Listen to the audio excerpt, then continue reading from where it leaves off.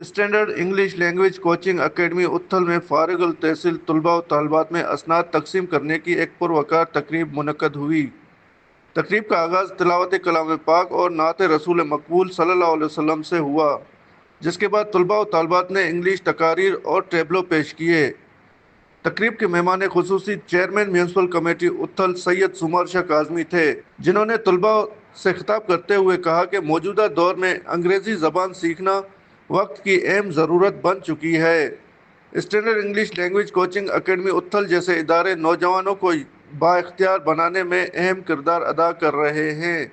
यहाँ से फारिग अल तहसील तलबा व तालबात को देख कर खुशी हुई कि हमारे नौजवान तालीमी मैदान में तेज़ी से आगे बढ़ रहे हैं। हम इस इदारे की खिदमत को सराहते हैं और हर मुमकिन तावन की यकीनदहानी कराते हैं।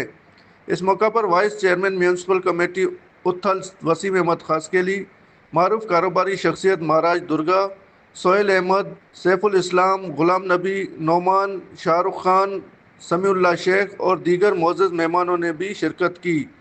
तकरीब के अख्ताम पर अकेडमी के डायरेक्टर नसीर अहमद ने तमाम मेहमानों का शुक्रिया अदा करते हुए अकेडमी की कारकर्दगी और कामयाबियों पर रोशनी डाली।